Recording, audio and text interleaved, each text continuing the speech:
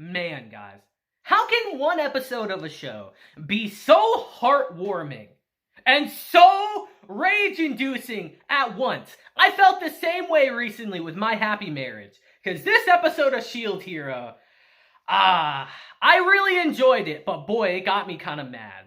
We see Atla and Falls get their happy ending, even though their story's not done, obviously. And then we get absolute scum come into the village and try to destroy everything. And it's crazy. You know, the sad part, guys, is that no matter how much good you do in the world, there's always going to be people that don't like you and will try to tear you down no matter what. Happens to everyone. Happens to me as well. I have people come into my videos. I see this, by the way. You're not slick. Come into my videos and just dislike it for no reason. Happens all the time for some reason. That's just how people are. And we see that firsthand in this episode of S.H.I.E.L.D. Hero today. Man. It went kind of quick. I'll say that. They went through content kind of quick. We'll get into it as the episode starts. But let's hop right in and talk about Rising of the S.H.I.E.L.D. Hero, Season 3, Episode 3 today. Our episode today begins where our last one left off, in the slave market, as we hear. Another rigged match today, huh? Welcome back. As we see Fall have to give some of his winnings to a guard here, as he gets put back in his cell. As he tells his sister there, I'm back, Atla. As he starts giving her the medicine that he got for her. It's not doing much, but it's kept her alive. And it's here after some time passes, he suddenly hears voices. And at first he thinks it's Atla. Then he hears, huh? Do we have to wear these clothes? I can't wait to get purchased so we can get out of here. I hope the S.H.I.E.L.D. Hero comes soon. As Fall says, the S.H.I.E.L.D. Hero? Here? As he looks at Atla's book. And it's here as we transition to our next scene. We see our hero in question show up. As we suddenly see these two women beckoning Naofumi over, begging him to purchase them, to take them out of this atrocious place. But Naofumi tells him, you're not fooling anyone. As our slaver says, impressive, S.H.I.E.L.D. Hero. You have a keen eye. Eye sharp enough to identify a fake slave immediately. And as Naofumi asks what's going on here, he tells him, in Sylvelt, you're seen not as a hero, but as a god to be worshipped. But anyway, let's get down to real business. This is the main dish I told you about. As he leads Naofumi straight to Fold, as he says, S.H.I.E.L.D. Hero, please, buy me, buy us. As we see Naofumi remembers him as the kid from the Coliseum. And as he asks for his name, he's told it's Fall. As the slaver tells him what makes him special is, of course, his combat ability. Take a look at his status. As Naofumi says, his level's this high at such a young age? I want you all to take note of the fact that Sadane's name is in the corner here as well, meaning that she's a part of the party now too. The episode doesn't go over that, so I wanted to tell you guys that now. As the slaver says, unlike other races, a white tiger can upgrade their class up to level 60. And after upgrading, they can reach level 120. As Naofumi says, so he'll get even stronger when he grows up, huh? As the slaver tells him, yep, and if you don't count the heroes, they're among the most powerful beings in the world. And he can be yours for just 120 gold pieces, a ludicrous amount of money. As even Raphtalias tells Naofumi, that's a lot. And it's here Naofumi says, alright, I understand he could be valuable, but he just asked me to buy us. As Fall tells him, I have a little sister. Take her with me, please. As our slaver says, they're siblings, but the sister is sick. She's blind and can't get out of bed. She's not even worth 30 silvers. Since his sister's worthless, he fights in the underground coliseum to pay for her food and medicine. Doesn't it just bring a tear to your eye? As Naofumi's like, the hell it does. I bet you take a big cut of his earnings. As he tells him, well, aren't you a smart one, hero? As you a smart one, hero? As Naofumi says, you scumbag. He really is, honestly. But it's here we see Naofumi goes in and talks to Atla, introducing himself as the shield hero.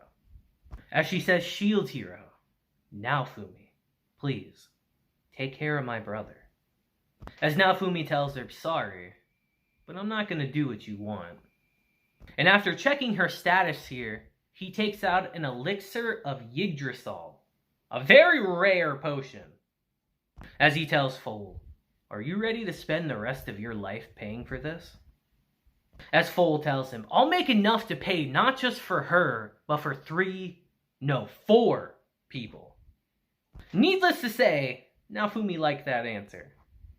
And as Naofumi gives her the elixir, we see her health and status gradually start to improve here, as she's actually able to sit up on her own now. A hell of an improvement from where she literally just was. As Foal gets overwhelmed with emotion here, rightfully so.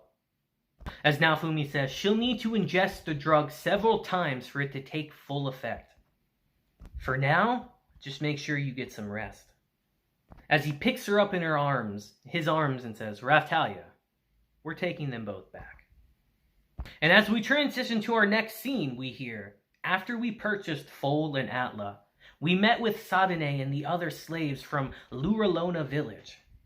And we decided to go back to our village for now. And as you just see all the smiling, happy faces around here, they did a really good thing. As we hear Sadene, we'll always be together now, right?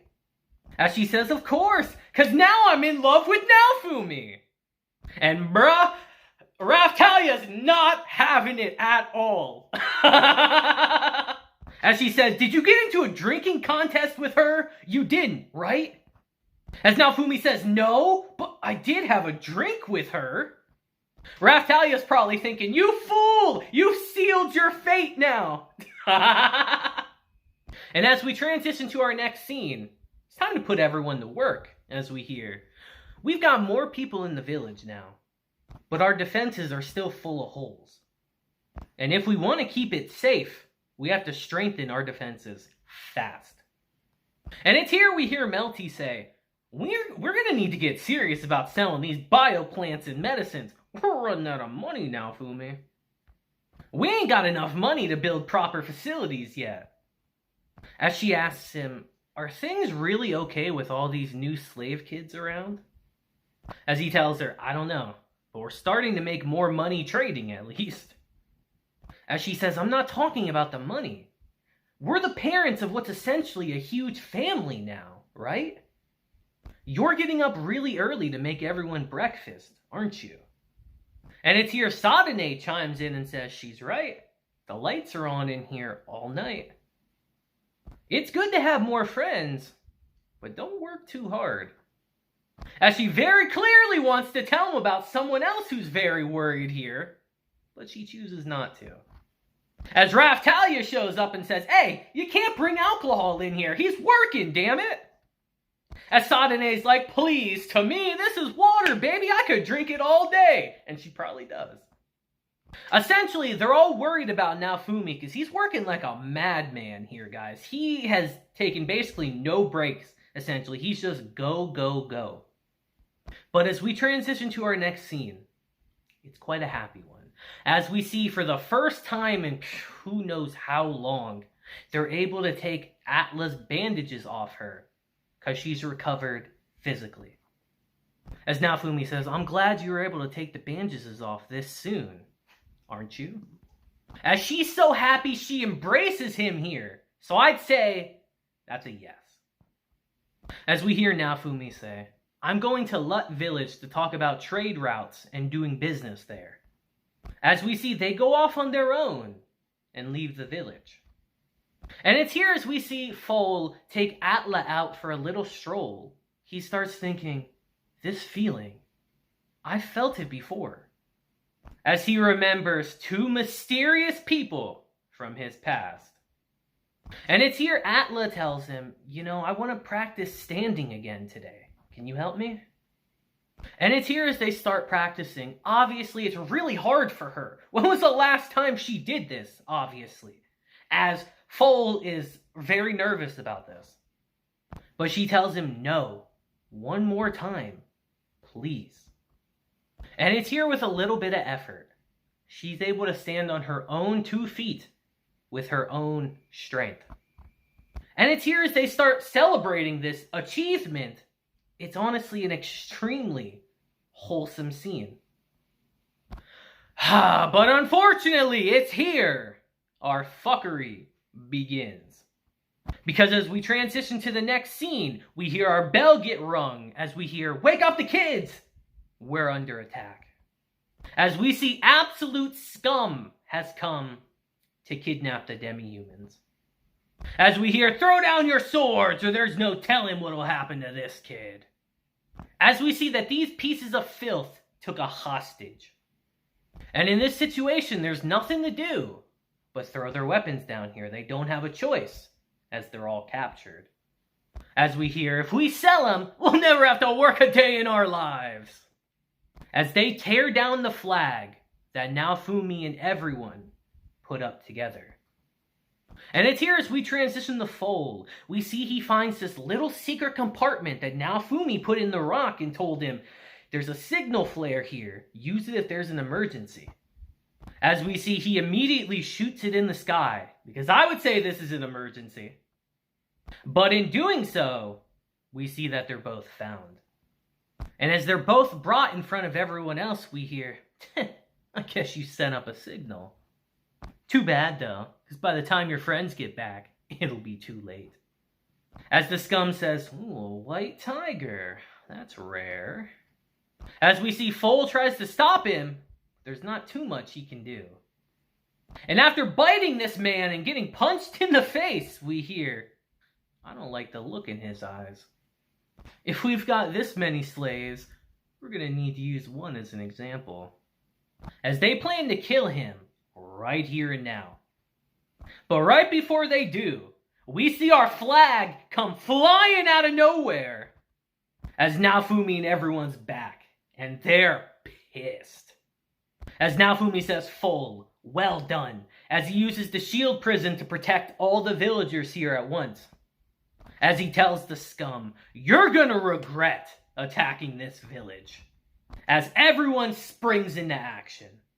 As they are making light work of these literal chumps. Frankly, they're being too nice about it. As Naofumi says, "Don't let a single slaver escape."